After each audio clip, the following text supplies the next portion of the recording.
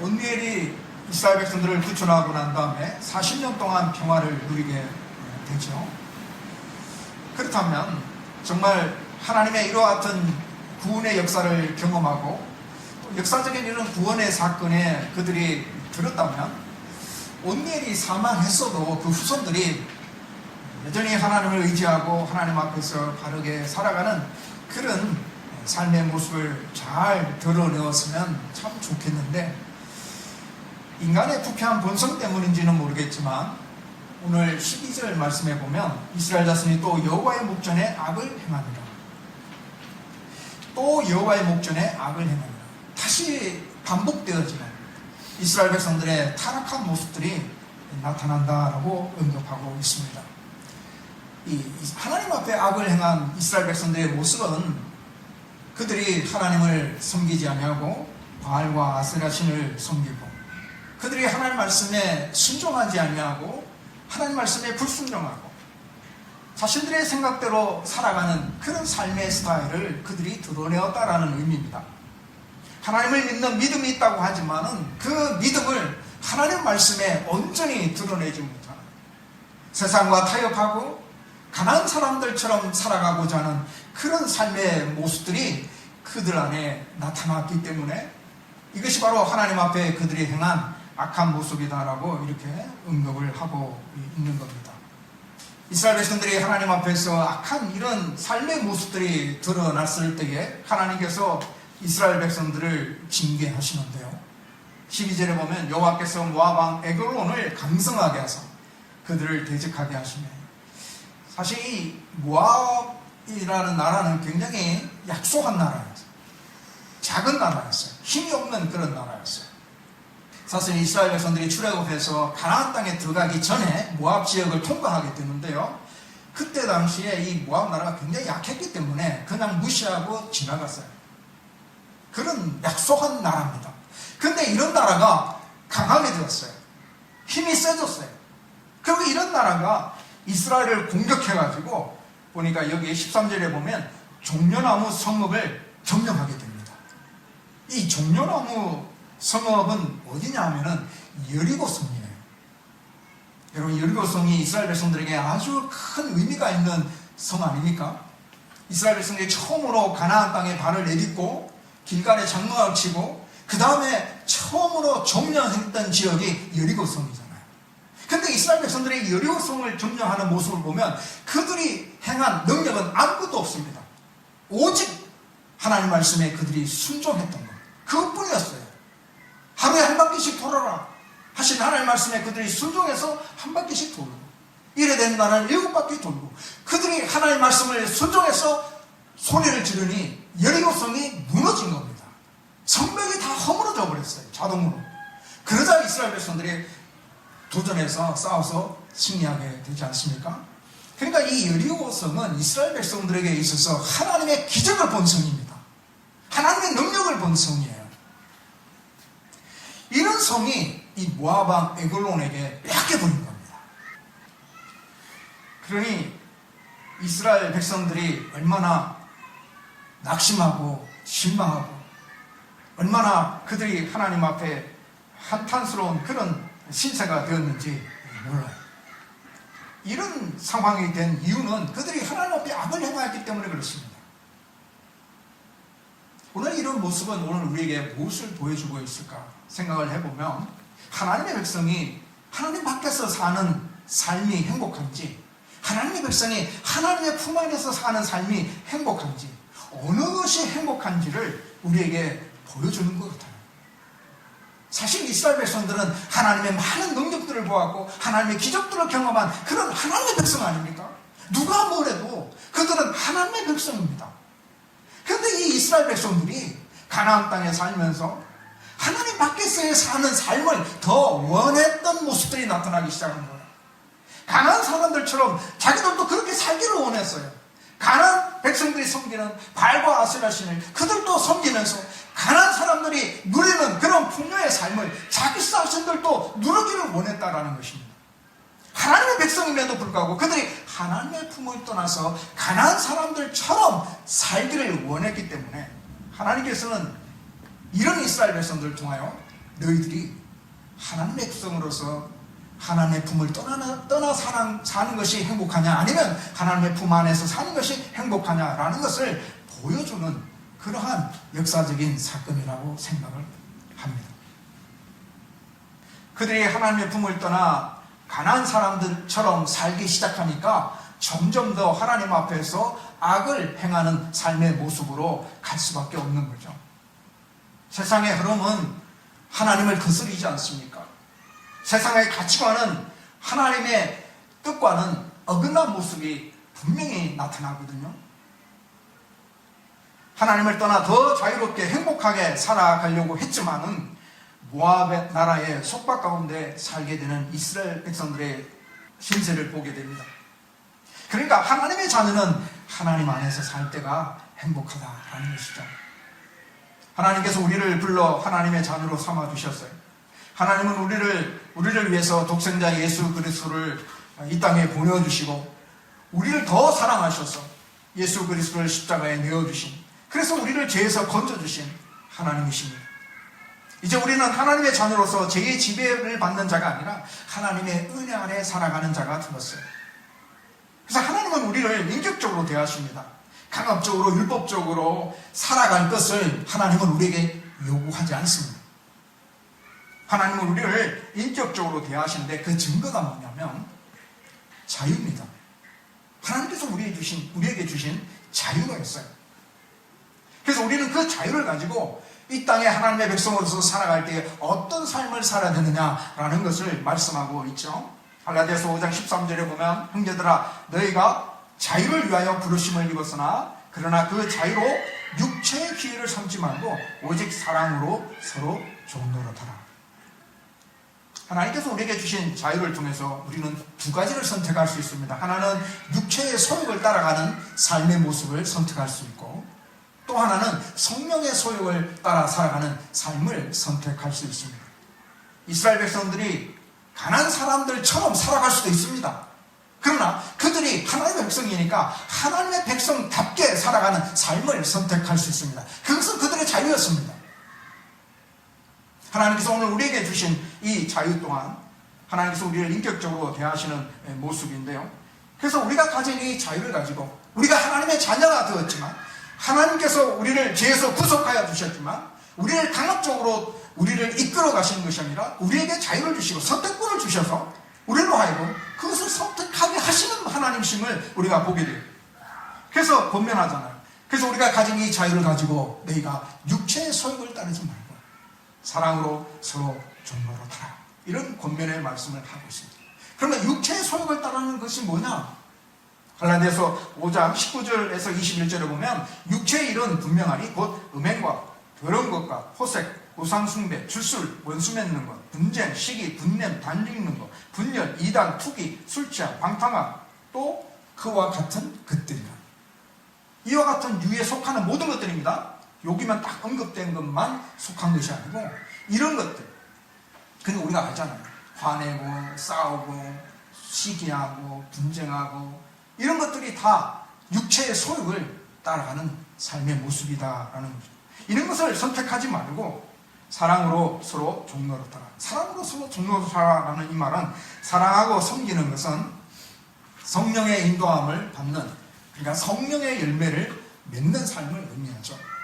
그래서 성령의 열매를 맺는 삶이 뭐냐? 갈라디아서 5장 22절과 23절에 성령의 열매에 대해서 언급합니다. 성령의 열매는 사랑, 희락, 화평, 오래 참음, 자비, 양성, 충성, 온유, 절제. 이것이 바로 성령의 열매. 육체의 소욕을 따르는 것이 행복한가? 성령의 소욕을 따르는 것이 행복한가? 하나님 우리에게 자유를 주시고 바르게 선택할 것을 요구하고 있는 것이죠. 육체의 소욕을 따라 사는 것이 행복한 것 같아도, 훔친 사과가 맛있다고 해서 그렇게 행하는 것이 행복한 것 같아도 그것은 진짜 참된 행복은 없습니다. 훔친 사과를 먹는 재미는 있겠지만 그러나 그 안에 참된 평화와 기쁨은 없다는 사실입니다. 가짜 즐거움이죠, 사실은. 타락의 쾌락은 있을 수 있지만 거룩한 즐거움은 없습니다. 하나님의 백성은 성령의 소욕을 따라 성령의 열매를 맺는 것이 하나님 주시는 참된 행복을 맛보며 사는 자가 되는 거예요. 이스라엘 백성들이 모압 에글론의 속박에서 18년 동안 살잖아요. 이런 긴 세월 동안 살아가면서 그들이 이제 깨달은 겁니다. 하나님의 품 안에서 사는 것이 진짜 행복한 것임을 그들이 다시 깨닫고, 그들이 이런 고통 속에서 그들이 하나님 앞에 부르짖기 시작하잖아요. 하나님은 그의 백성들이 부르짖는 기도의 소리를 들으시고 응답하셔서 한 구원자를 세우시는데 그 사람이 바로 에웃입니다. 15절에 보면 에웃을 이렇게 소개합니다.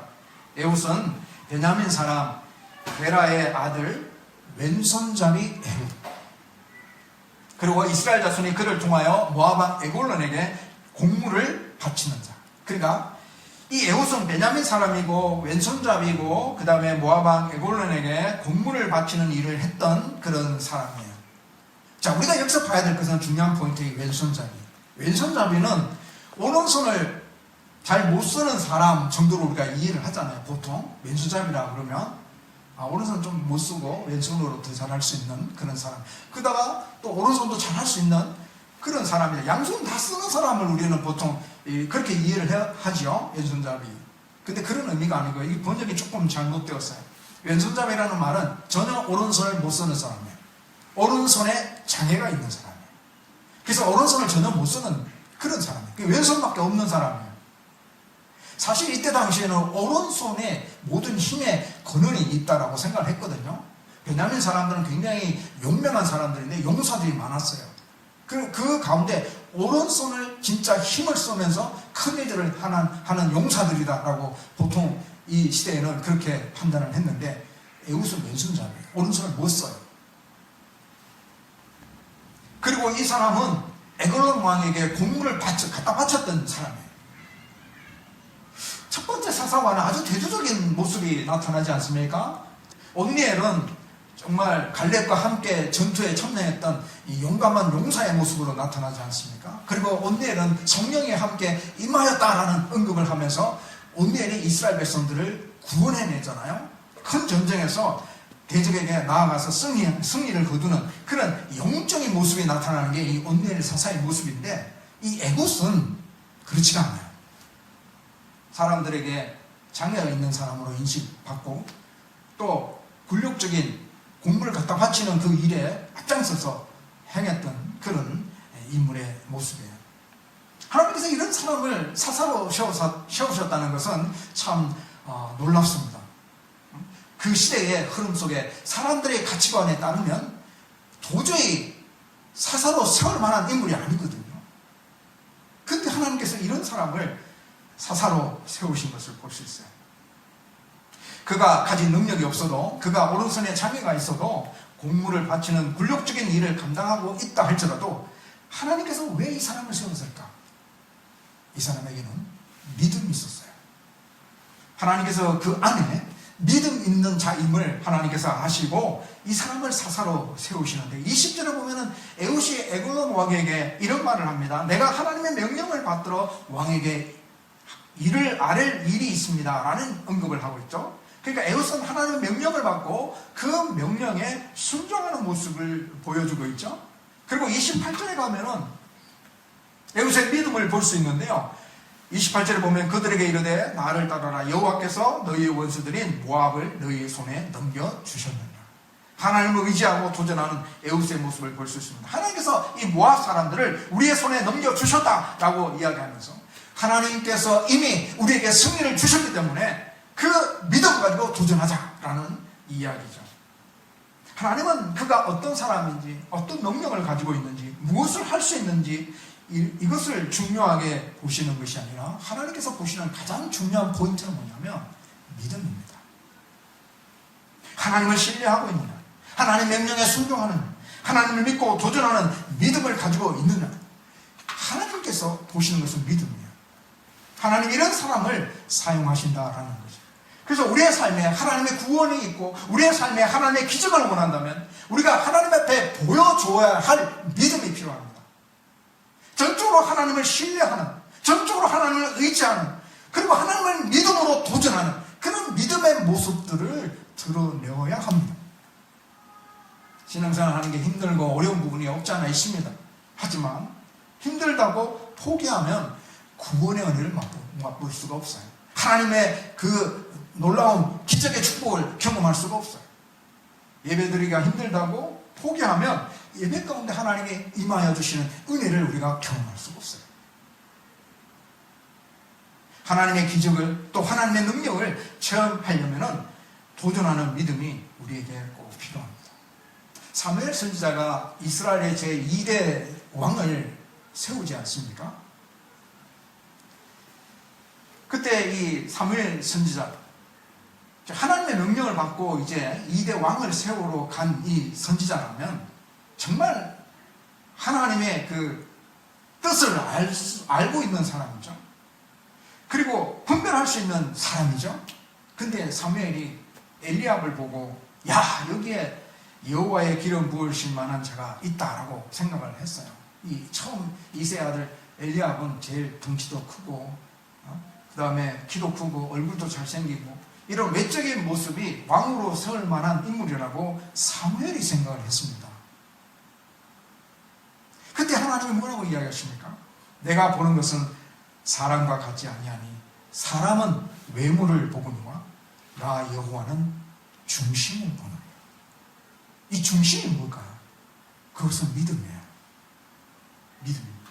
하나님을 의지하는 믿음이에요. 하나님 말씀에 순종하는 믿음이에요. 하나님을 섬기려는 믿음이에요. 마음 깊은 곳에 흔들리지 않는 믿음이 있는지 하나님이 보시고 그 믿음 있는 자를 하나님의 일꾼으로 세우는 겁니다. 그래서 다윗이 2대 이스라엘의 왕으로 등극을 하는데요. 정말 다윗은 그의 인생을 쭉 살펴보면 정말 믿음의 사람이었어요. 물론 그가 삶을 살아갈 때에 엄청난 범죄를 저지르잖아요. 살인죄도 저지릅니다. 그리고 간음죄도 저지릅니다. 엄청난 범죄를 하나님 앞에 행합니다. 근데 어떻게 이 사람은 믿음의 사람이에요? 믿음의 사람이에요. 왜냐하면 그가 이와 같이 하나님 앞에 큰 범죄를 저질렀지만 믿음의 사람이었기 때문에 자신이 죄악 가운데 있었다는 사실을 하나님 앞에 회개하고 돌아옵니다. 하나님 앞에 회개하고 하나님을 찾습니다. 이 점이 사울 왕과 다윗 왕의 다른 점이에요. 이스라엘의 첫째 왕은 사울 왕이잖아요. 사울 왕이 이스라엘의 첫 왕으로 등극해서 이스라엘 백성들을 잘 이끌었습니다. 그러나 그 사울 왕 안에는 정말 그 중심에는 하나님을 믿는 믿음이 연약했다는 거예요. 그가 하나님 앞에 범죄했을 때 아말렉 족속을 하나님이 다 무찌르려 했는데 그가 무찌르지 않냐고 좋은 것은 남겨가지고 가져왔잖아요. 그러면서 변명하지 않습니까? 하나님 앞에 제사 드리기 위해서 내가 이거 다 살려서 가져온 거예요. 그렇게 변명합니다. 이 사울 왕은 끝까지 회개하지 않습니다. 하나님 앞에 자복하지 않습니다. 내가 잘못했습니다라고 고백하지 않습니다. 끝까지 변명합니다. 그래서 이 사울 왕은 버림을 받게 됩니다. 근데 다윗 왕은 하나님 앞에 범죄했지만 하나님 앞에 회개하고 하나님 앞에 돌아가잖아요. 왜냐? 그 안에 믿음이 있기 때문에. 마음 중심에 이 믿음이 있는 사람은 결코 하나님을 떠나지 않아요. 우리가 부족해도 괜찮아요. 능력이 없어도 괜찮습니다. 그러나 믿음이 없으면 하나님 앞에 쓰임받지를 못한다는 거죠. 왼손잡이 사사 에훗이 에글론 왕을 암살하는 그런 구체적인 장면이 18절 이하에 그때 쭉 나오는데요. 이 에훗이 조공을 바치고 돌아가는 길에 조공을 메고 온 사람들은 다 돌려보내고 자기 혼자 다시 돌아가서 에글론 왕에게 은밀하게 할 말이 있다고 독대를 청하게 되죠. 에훗이 왼손잡이라는 이 장애가 있었기 때문에 오른손을 저는 못 쓰니까 왼손잡이라는 장애가 있었기 때문에 이 조금 더 위협적인 인물이라고 생각하지 않은 겁니다. 에글론 왕도 뭐 괜찮겠지 뭐 이렇게 경계를 늦추고 있었고 에글론 왕의 신하들도 별 문제 없다라고 생각을 했어요. 서늘한 다락방에서 왕을 독대하게 되죠. 에훗이 왕에게 하나님의 명령을 받들어 왕에게 할 말이 있다라고 말했을 때 왕이 자리에서 일어서게 되고 그때 에훗이 오른쪽 다리 허벅지 속에서 왼손으로 칼을 빼어 에글론 왕을 암살합니다. 참 이 18년 동안 이스라엘을 지배했던 이 왕이 사망하는 장면을 보면 참 허무하게 쉽게 사망하는 그런 모습을 볼 수 있죠. 힘 있는 장군한테 이렇게 사망을 당하는 게 아니라 이 신체적인 장애가 있는 이 연약한 사람한테 사망하는 그런 에골론 왕의 모습을 볼 수 있어요. 그래서 하나님께서 그의 백성들을 구원하시는 방법이 보면 참 예상치 못한 방법이다. 참 하나님의 능력만이 나타나는, 우리가 참 예상치 못하는 그런 방법으로 하나님이 구원하시구나라는 것을 이 사건 통해서 깨닫게 됩니다. 사실 우리 또한 하나님께서 구원하시는 장면을 보게 되면 참 우리가 참 예상치 못한 방법으로 하나님께서 우리를 구원하시는 것 같아요. 세상적인 가치관에 따르면 구원자의 모습은 완전히 파워풀한 인물 아니겠습니까? 그리고 악인을 제압하고 그들을 진멸하는 모습으로 나타나는 것이 진정한 이 히어로의 모습 아닙니까? 근데 우리를 구원하러 오신 예수님의 모습을 보면 어떻습니까? 가장 낮은 자리에 오신 예수님의 모습으로 볼 수 있습니다. 예수님은 하나님과 동등하신 분이지만 자신을 비워서 종의 형체를 가지시고 인간의 몸을 입고 이 세상에 오셨는데, 보통 사람들이 태어나는 곳에서 태어나지도 아니하시고 정말 마구간이라는 그곳에서 예수님이 태어나시고, 또한 우리의 구원자라고 말씀하시는 그분이 흉악한 죄인들만 처형당하는 그 십자가에 허망하게 달려 돌아가시는 그런 모습으로 구원자의 모습을 드러내는 모습을 보게 되죠.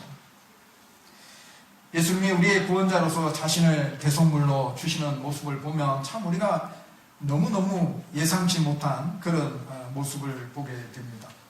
그리고 예수님께서 제자들에게 이런 말씀을 하십니다. 마태복음 20장 26절과 27절에 보면 너희 중에 누구든지 크고자 하는 자는 너희를 섬기는 자가 되고 너희 중에 누구든지 어뜸이 되고자 하는 자는 너희의 종이 되어야 하리라. 세상의 가치관과는 정반대의 삶을 우리에게 요구하고 있습니다. 이런 삶이 하나님께서 우리를 구원하신 방법이고 또 우리가 이 땅에서 하나님의 방법으로 승리의 삶을 살아가는 방법이기도 합니다.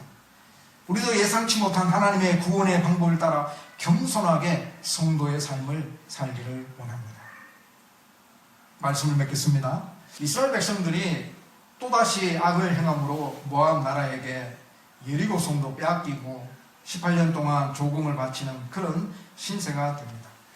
이스라엘 백성들은 하나님 밖에서 사는 삶을 원해서 가나안 사람들처럼 살기를 원해서 그렇게 살아보았지만 하나님 백성이 하나님을 떠나서 살아가는 삶은 참된 행복이 아니다라는 것을 우리에게 보여주고 있습니다.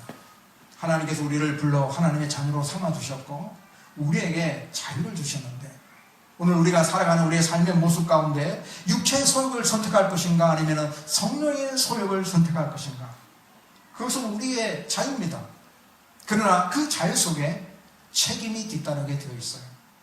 육체의 소욕을 따라 살아가는 자는 하나님의 나라를 유업으로 받지 못한다라는 경고까지 하고 있는 것을 볼 수 있습니다. 우리는 성령의 소욕을 선택해서 하나님 주시는 참된 행복을 맛보며 사는 자가 되기를 소망합니다. 하나님께 쓰임받았던 에웃의 모습을 보게 되면 용맹하고 능력 있는 자가 아니었습니다. 오른손에 장애가 있어서 사람들이 무시하는 그런 신체적인 조건을 가지고 있었지만 그가 하나님을 신뢰하는 믿음이 있었기 때문에 하나님께서 그를 사사로 세우시고 그를 사용하신 모습을 보게 됩니다.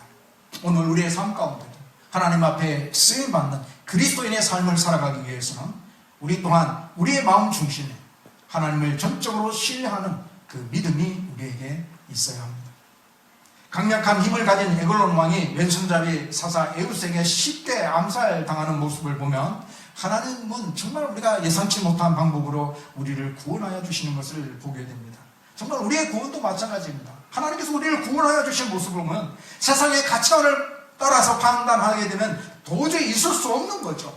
어떻게 당신의 아들을 십자가에 달려 죽게 하시기까지 그런 모습으로 우리를 구원하실 수 있단 말입니까? 그것이 하나님의 방법이기 때문에 우리는 다 이해하지 못하지만 정말 예상치 못한 구원의 방법으로 우리를 구원하여 주신 그 하나님의 크신 은혜에 우리가 감사할 수밖에 없습니다. 우리를 그와 같은 모습으로 구원하여 주신 예수님께서 우리에게 말씀하시기를 하나님의 방법으로 살 것을 권면하고 있습니다. 그러므로 하나님이 주신 자유를 가지고 성령의 소욕을 따르며 우리의 중심이 믿음 있는 사람이 되어서 세상이 예상치 못하는 구원의 삶을 사는 자가 되기를 주님의 이름으로 축복합니다.